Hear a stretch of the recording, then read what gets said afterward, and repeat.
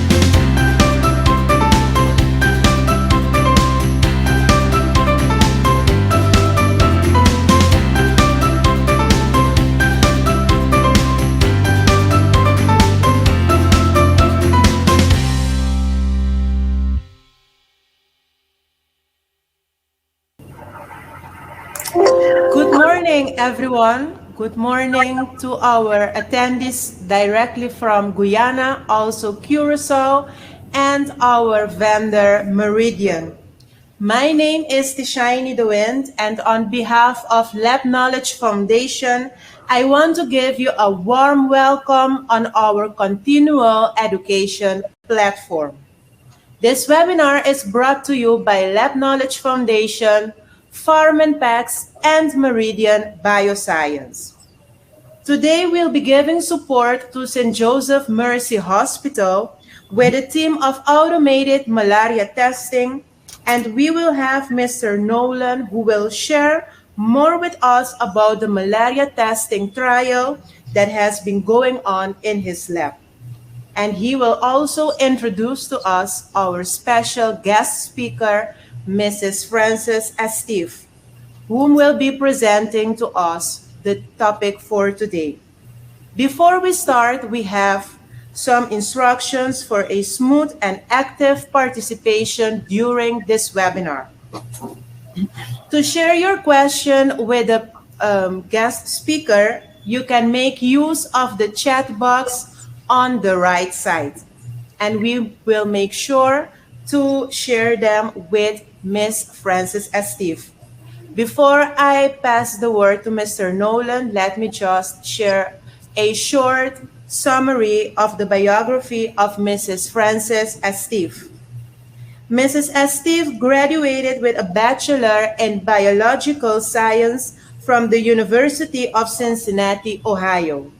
She has more than 35 years of experience in vitro diagnostics at Meridian Bioscience, covering from product research and development, manufacturing, quality assurance, ASQC certified quality auditor, international sales and marketing to the current position of marketing product manager. As you can see on the screen, her topic for today will be when the levels of Plasmodium sp of malaria are undetectable, it is time to change the way you screen. Alethia Malaria, my apologies, by Meridian Bioscience. And now with you, Mr. Nolan, the lab manager of St. Joseph Mercy Hospital. Good morning, everyone. My name is Mr. Nolan Hawk, and I currently serve as the quality manager of the laboratory. I just want to also quickly indicate that today officially Mercy Hospital is ISO 9001 certified as well too. And in doing the research for the rollout of the malaria, the medical malaria, I want to state, first of all, I was happy to report that the platform of itself is very simple to use. It's easy to apply.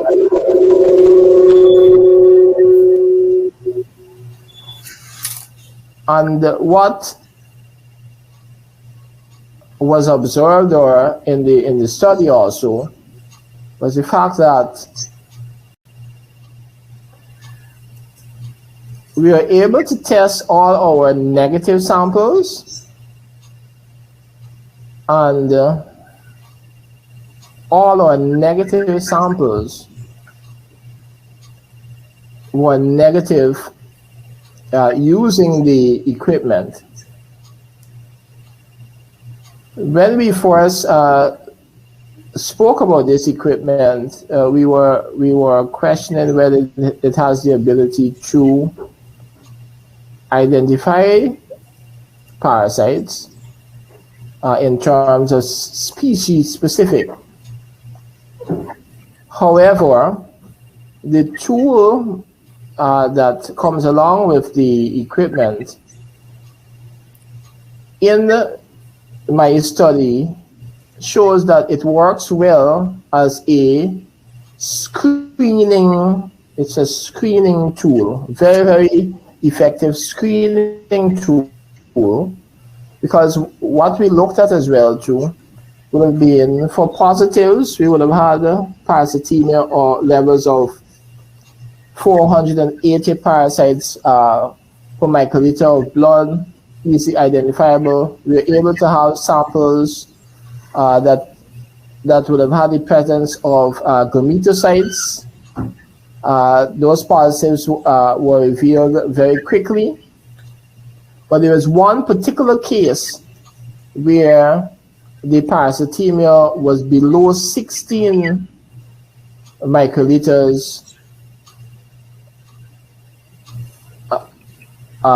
within the sample, and it was not detected by our rapid kit, and on the smear we had to scan close to more than 100 cells, close to more than 500 cells before we could actually detect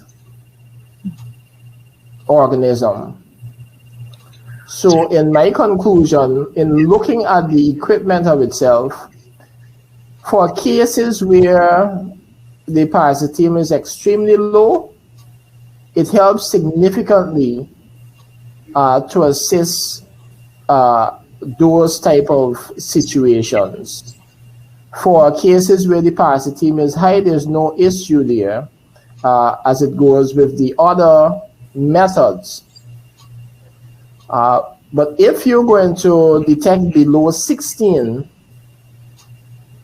parasites from microlittle blood, this is a powerful screening tool so that we do not miss, especially cases where you may have children and you may have persons with low parasitemia.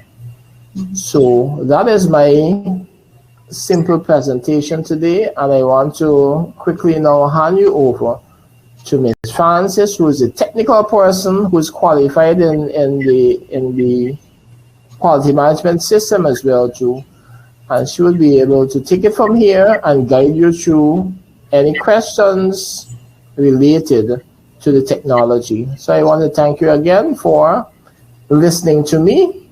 Over to Ms. Frances. Nolan, thank you so very much for your introduction. I'm so pleased to see that the product is working extremely well and in your hands and in your laboratory. So this is a terrific way of showing what the product can do for malaria testing. So without further ado, I'm Frances Esteve. I'm the product manager for the Alethia Malaria product and other Alethia molecular tests that we have. And I also am responsible for a respiratory line of products. So I would like today to gonna connect and put my presentation on. So give me 1 second. So I can share my screen with you and we can get started here. Please let me know that you can see my slides. Can you see my screen? Yes, we can. Okay, perfect. Thank you so very much. So we get started. We're going to be talking about Alethia malaria. We say that when the levels of Plasmodium species of malaria are undetectable, it is time to change the way you screen. And Alethia malaria from Meridian allows you to do that.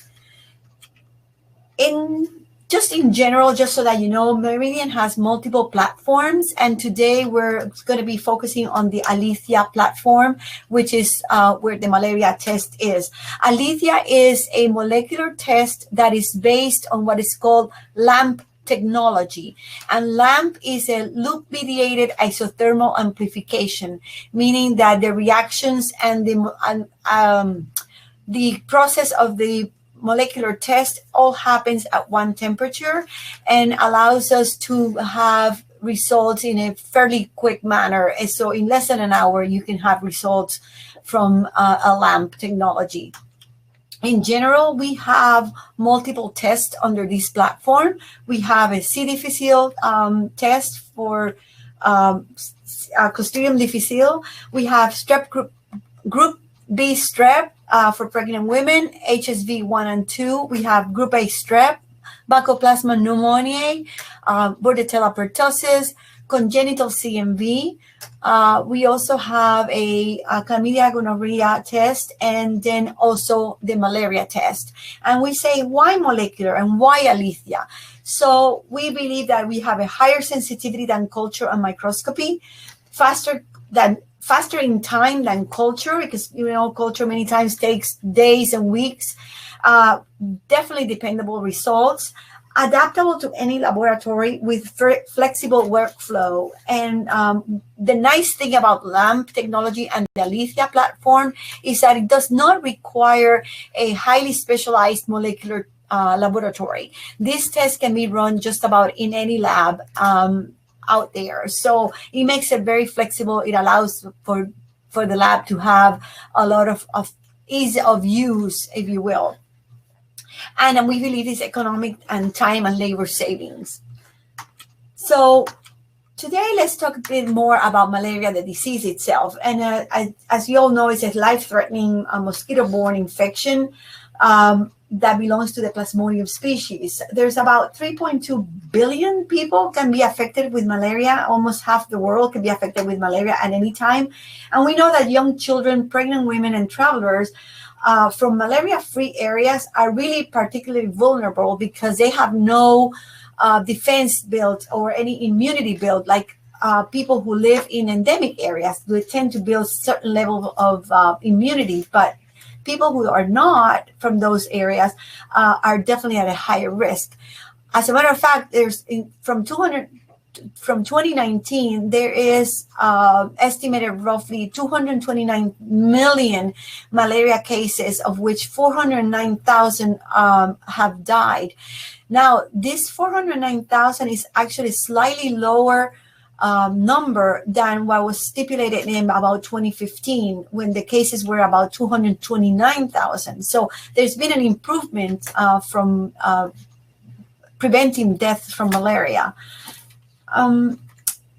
In terms of what strains are more prevalent and not, we know that falciparum is the most common strain. It's 99.7% of the African regions will see falciparum, where Southeast Asia is more 50%, Eastern Mediterranean region is 71%, Western Pacific regions is 65%.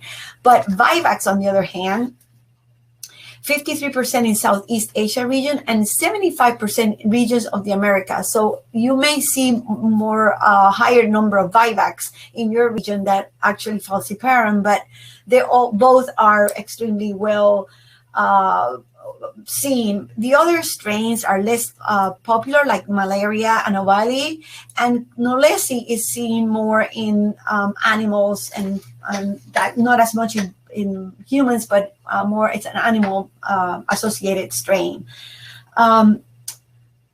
Malaria is an acute febrile illness. Symptoms appear 7 days or between 10 and 15 days after the bite of the mosquito. The first symptoms, which is fever, headache, chills, and vomiting, may be mild and difficult to recognize. If not treated within hours, for that matter, it can progress for a very severe illness and even death. In endemic areas, people may develop partial immunity, like I mentioned before, and travelers from malaria-free areas are particularly vulnerable. Therefore, we see that in many countries, a lot of the malaria testing that happens is people who are travelers, not so much and people in the area where they're at. Is more about people who have traveled to endemic regions and then come back home.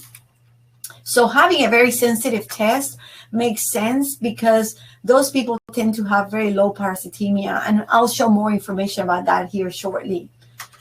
So what are currently available techniques? Well, microscopy, which is mandatory in many countries, it is considered the gold standard for that matter.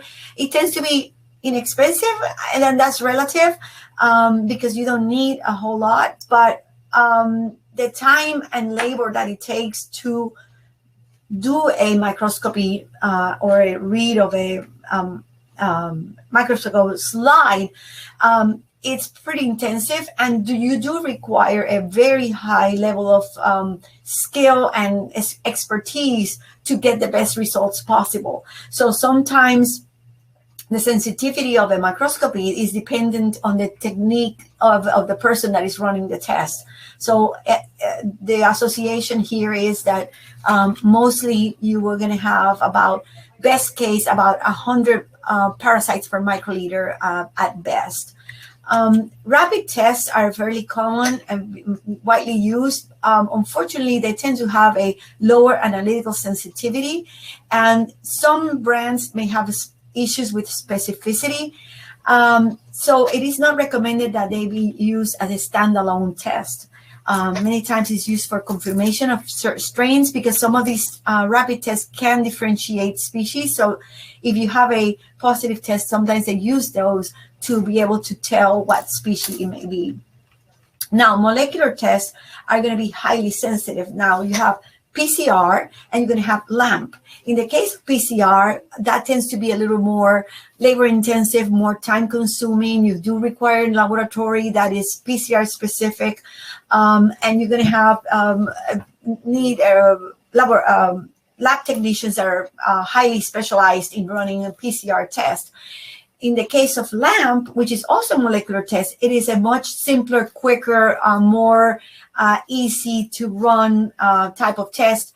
Now, the difference with some PCRs and the LAMP test is that the PCR test can also be species specific. In other words, you can speciate using certain PCRs, where LAMP is more of a screening test that will detect 5 different species. So you'll get a qualitative result for any of the 5 species. And that means that if you get a positive, you're going to have, and you want to know what species it is, then you're going to have to use a secondary test to speciate, like a microscopy or even a rapid test. And serology is cheap and easy, but it's really not recommended. It's just measure exposure and has limited use. So Alethia Malaria will detect Plasmodium falciparum, Vivax ovale, 2 types of ovale, Curtisi and Walliceri. It will detect Plasmodium malariae and Knowlesi. A pan-specific and conserved 214 base pair sequence of Plasmodium species is what's used for the detection in the mitochondrial DNA of the non-coding region for the detection of this species. So I will talk a little bit about microscopy because it is the gold standard, and in many cases, you have a recommendation of using a thin smear or a thick smear. The thin smear is going to be good for the morphology, but it has slightly low, and it has low sensitivity, and allows to distinguish species. It's easier to read, but it's very time consuming. When you do a thick smear, it involves mechanical lysis of the red blood cells, and you are able to visualize lower level of parasites, but you cannot distinguish species when you use a thick smear, and it's slightly more difficult to read. It is said that in general, the sensitivity of microscopy is about 100 parasites per microliter, and 50.8% of infection prevalence detection by microscopy compared to PCR from a meta-analysis conducted in 2019 that had 2,441 articles. So when you look at the proficiency of doing microscopy, it's not the same across board. It really is very variable. So hence the reason where using new technologies could be very helpful in improving the screening of malaria. This is just a visual of relation between numbers of parasites, symptoms, and the number of patients. So unfortunately, the larger piece of the population of patients is going to be more of the lower parasitemia and where they're more asymptomatic.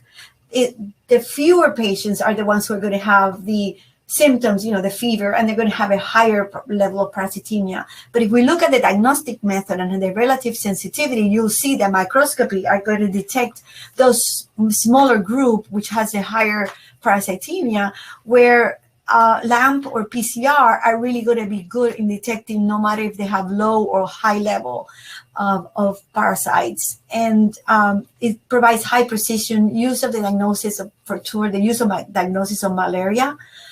New method for screening improvements will be using like malaria LAMP technology. So I'm going to talk a little bit more in depth about Alethia Malaria. And as I said before, it's a DNA amplification test for the detection of Plasmodium species in whole blood. Again, it detects Plasmodium falciparum, Vivax, ovale, Malaria, and Knowlesi. This is the Alethia instrument. It has 2 chambers that work independently. Each site can hold up to 5 samples. You can run 1 sample, you can run 5, you can run 10. It's up to the laboratory how they want to handle running of the test. Some laboratory likes to run them as they come in, which is fine. And others like to wait and batch them and run it all at once. So this gives you the opportunity to do either way. It has a barcode scanner, so you can enter the lot number or the patient information, and the display allows you to enter or key in the patient information. And then on the screen there, once the results come up, you'll see the results based on what chamber it is and what position that sample was placed. And when you're done, you have the opportunity to download the information, or you can print it, because this will have a printer, and you can print the results and keep it for your records. So offering a change in the diagnosis of malaria. Alethia Malaria sensitivity is higher detection in subclinical infections and low parasitemia, more sensitive than quick test and microscopy, and detects Plasmodium, the 5 strains. The specificity, negative predictive value of 100%, gives confidence in negative results and diagnosis of malaria. It doesn't have the same limitations of a rapid test, and a negative response does not require follow-up. And this is something that we've seen numerous times, and I'll review some articles that the recommendation is that when you use Alethia Malaria and you get a negative result, you can be confident that you don't have to do anything else. And the Alethia system does not have a DNA extraction requirement and does not require a thermocycler. So from that perspective, it makes it a whole lot easier. For use in a laboratory, no molecular lab or highly specialized personnel required, and provides qualitative results and data retention. So it's very simple to use and very user-friendly for the laboratory. So as I said, it has a very simplified procedure that requires less than 3 minutes per sample. And in total, you get results in about 45 minutes. So it has a very simple procedure, which I'll review here. You take your blood sample and dilute it in, put 50 microliters into a tube. Then you'll transfer 50 microliters into the sample prep device. Once you mix that, then you will open the bottom part, which has a dropper, and you put 5 to 10 drops in this other conical tube. And from there, you make it's technically making a dilution of the sample into a buffer. And this is where the lysis begin, and then it will go into the device. Now, if you notice, the device has 2 parts to it. One is the test, and one is your internal control. So every test that you run will have its own control. The primers and the probes are lyophilized, freeze-dried into a bead in the bottom of those tubes. So when you add your sample, that's when the reaction starts occurring, and it gets rehydrated, and then the process begins. Once that happens, then the device will go into the instrument, and then you'll get your results in 40 minutes. Now, if you can see that the performance and the analytical performance of the test, in this case, compared, for example, with BinaxNOW malaria rapid test, the detection of parasites for Alethia Malaria was 2 parasites per microliter for falciparum and 0.125 parasites per microliters for Vivax, where the BinaxNOW sensitivity was 1,000 to 1,500 parasites per microliter, and for Vivax was 5,000 to 5,100 parasites per microliters. So definitely a very big difference between the rapid test and the LAMP technology. And again, if we compare to microscopy, microscopy at best is 100 microliters, parasites per microliter. Again, here we have 2 parasites or 0.125. So a very good performance when it comes to sensitivity of the test. This is the clinical data that when we did our clinical data, you show that it has a sensitivity of 100%, and the specificity was 89.3 because we were comparing ourselves to microscopy. And knowing the shortcomings of microscopy, then all the discrepant results were reprocessed by a PCR at the CDC and at Dakar University, and came back that in truth, Alethia Malaria was correct. So the corrected specificity really was 100%. So this study for our clinical data showed that we had a sensitivity of 100% and a specificity of 100%. Very good performing test. This was a study that was performed by the WHO, and they were evaluating the performance of some of the rapid tests that are available. And what they did was they took a number of concentrations of parasites and multiple parasites and look at their sensitivity. And as you can see, some of the brands of rapid test sensitivity and the higher level of parasites per microliter was like 85%, 68%. There's one here that only had 29% for Vivax. But if you look at as the level of parasites goes down, the performance does drop considerably. And down to 10%, 11%, something like that. Now, the same study was performed using the Meridian Alethia Malaria, and as you can see, we detected all the species at all the concentrations offered. This is a compendium of a group of studies, a meta-analysis of over 25 different publications, of which 5 are main articles, more than 60 positive samples not identified by conventional method. In other words, in a compendium of all these studies, we have accumulated the detection of about 60 samples that the comparative method missed. We have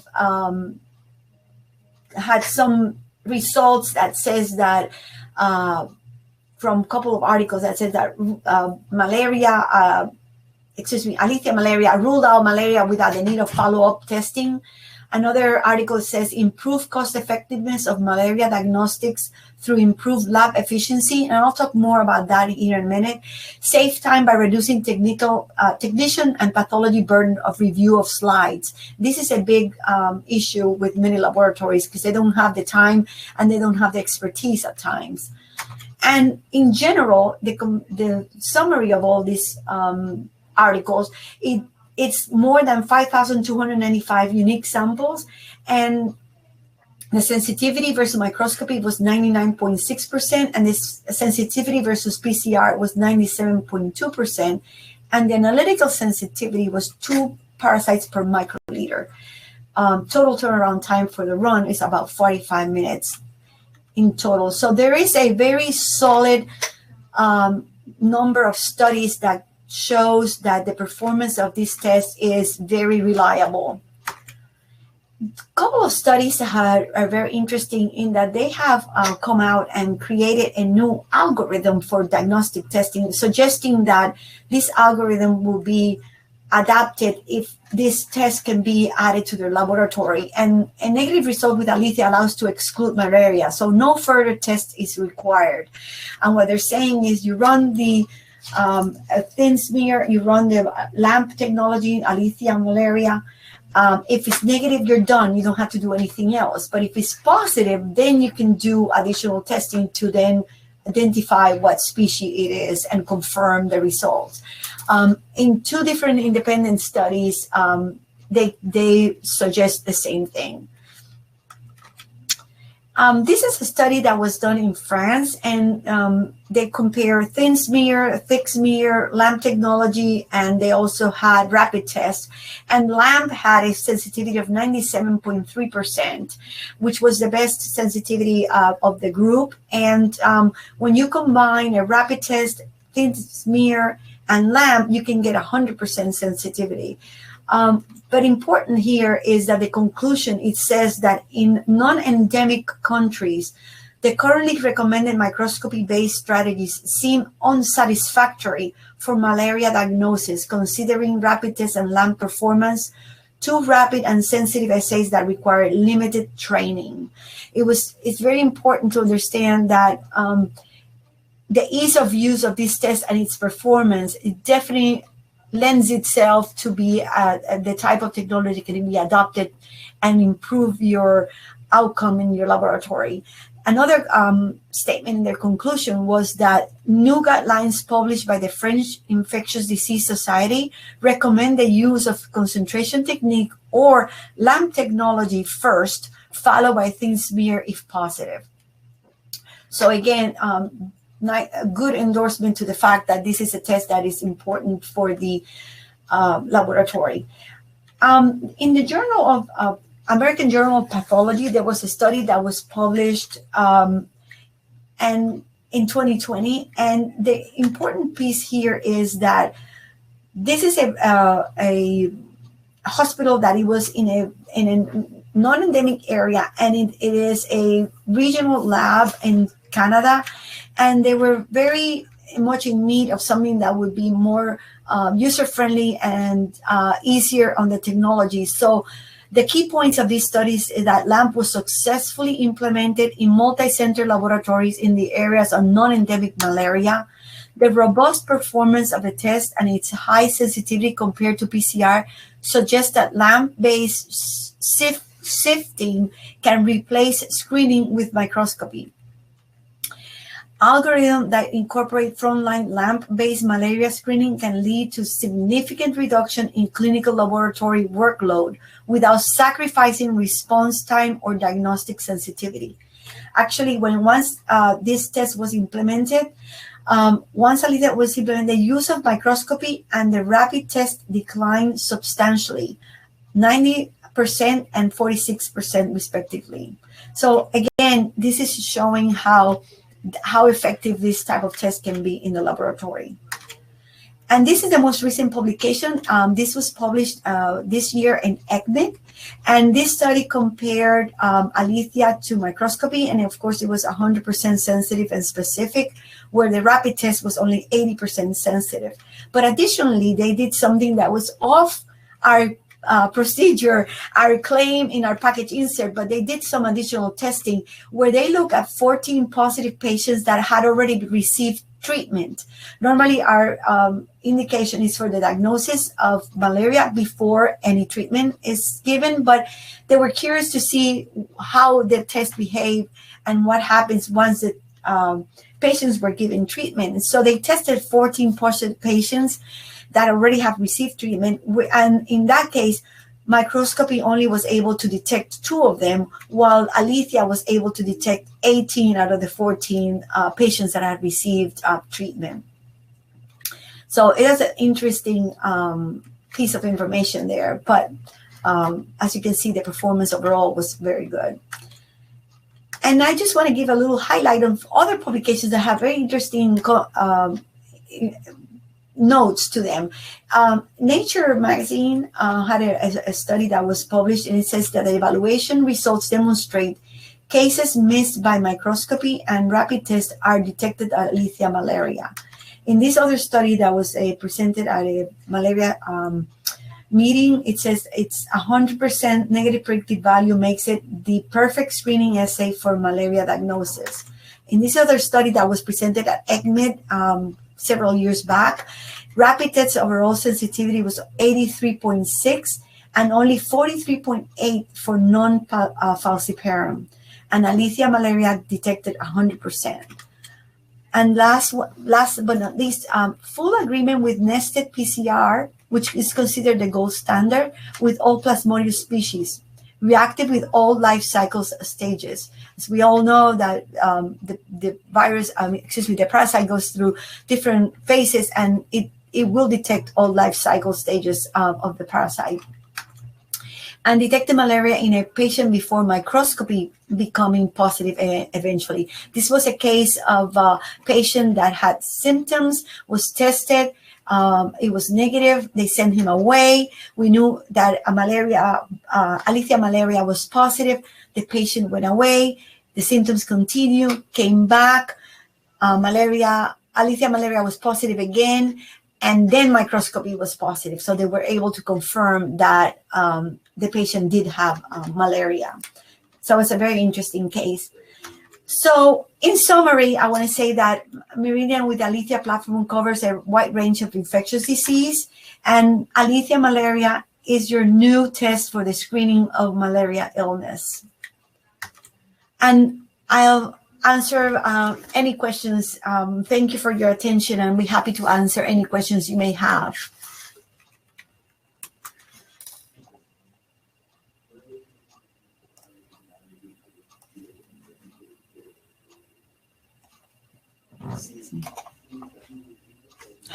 Stop sharing.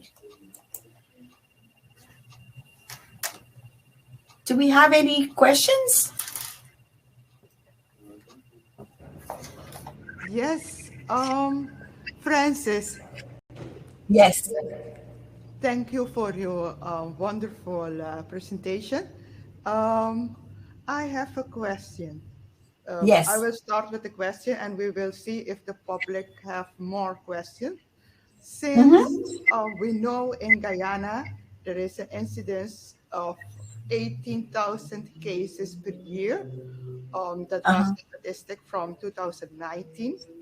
And you stated that Alethia has 100% sensitivity with the microscopy method. Do you recommend an algorithm to start with Alethia in a lab for Guyana? Absolutely.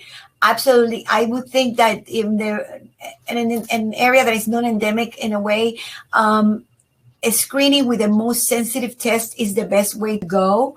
And then once you know that the test is positive, then you can do your smear or your speciation, so that then you can find out what species it is, so that you can treat accordingly. But I would believe that in areas where the level of parasitemia is lower, a more sensitive test is the best way to go. Yes. Thank you. Another question. For the use of Alethia in for a lab when they are outside of an hospital, so that they send in material, how will you recommend them to treat this material when sending it to an hospital? It's a whole blood sample, so I would believe, and I apologize, there may be recommendations in the package insert specifically on how to transport, but this is being blood. I would say that it should be refrigerated, but I will have to check on that for you to confirm. My question was, sorry. Go ahead. My question was more intended for the algorithm. When you take the sample, then you make the smear and then send out the material. How you recommend a laboratory to do the algorithm, having already the smear test and then doing the sending out to do for Alethia? Well, what happens is that if you wait, you can do the smear and keep it. You don't have to run it. You don't have to read it immediately. You can do the smear and then run the Alethia, and then if needed, it's good to you already have the smear, and then you can go back and read the smear. But you don't have to spend the time and labor and this, what's required to run your smear if you run the Alethia and it's negative, and you don't have to go back to do that. So you may want to do the slide just to have it available, but you can run the Alethia, and then the slide you may not have to use it. But if you need it, it's there already for you to do. Okay. Does it make sense? I want to check if there are more questions. Yeah. Just to continue from there, that's the method that I utilized. Yes.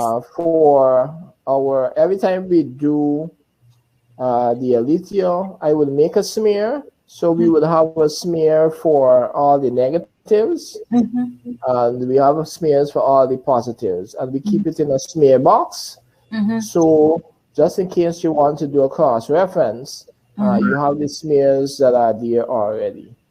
So that is the method that we utilize, and just in case somebody wants, for training purposes, for the purpose of education, to go through a smear and to also see the extent to which you would have to scan in order to to identify your parasites. The other thing that we did is we went against the handout or the procedure as it relates to storage. So I tried testing a sample after 3 weeks, after 4 weeks, a positive. And the Alethia still detected the positive that was initially there, because I know in the procedure it would have indicated just, I believe, 1 week stored at a particular temperature, 2 degrees. But I wanted to test the theory to see if after you have a positive, if you pick up that sample 3 weeks later, if it will be able to detect the positive, and it was able to detect the positive.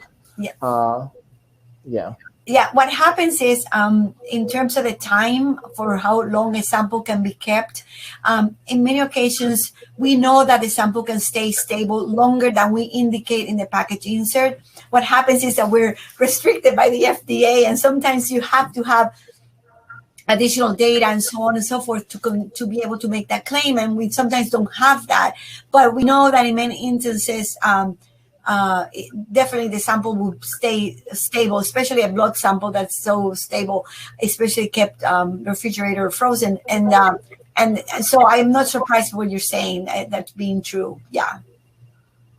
Right. The other thing too is to look at, for the patients with low parasitemia, we're looking at the reporting format. That's the only thing that you have to look at, because if you have low parasitemia, to actually scan a slide to find parasites is extremely difficult. If you have parasitemia of 2 parasites per microliter of blood and so, you're scanning more than 500, 600 cells. You're going into the 1,000 in terms of scanning cells to identify.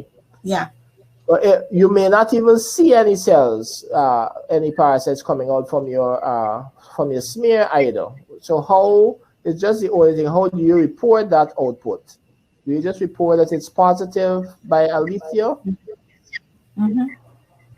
Yes. You have to do that. Yes. Now, I'm assuming that when it's very low parasitemia, depending on the lab and the facilities, sometimes they're able to send it out to a reference laboratory that may have a PCR, so that would be more equivalent in terms of sensitivity, and then you can confirm it that way. That's, if you don't want to have to spend the time doing the smear and take all, the amount of time that it takes to do so, or you don't have, some labs have the expertise. So what we see is, in occasions, they will send that sample out for confirmation in some other laboratory. Any other questions? I want to remind the attendees that they can send their question by texting it in the Q&A box at the right hand in your screen. No? No more questions? More questions. Probably it was very clear to everybody, Frances. And if we later on we will get any questions, we will send it to you. Yes. Nolan, do you have any other remarks or other comment you want to add at this moment? I would just simply add, I would thank Farlipex for introducing the technology to St. Joseph. As I mentioned before, it's turned out to be very simple. It's straightforward. It's not complex for any person working in a lab system. And twofold, you could either batch your samples, or you can run samples as they come. I appreciate the fact that it also has certain quality control mechanisms in place. For example, the calibration aspect, where you have to calibrate the chambers A and B in a particular timeline. And I'm grateful that it has certain quality control checks in place to do verification and for you to know confidently that you are getting accurate results. Yeah. Thank you very much. Thank you, Nola. Thank you, Francis. And I will also go to Tishani to close the session. You're welcome. Thank you. Thank you so much. I appreciate it.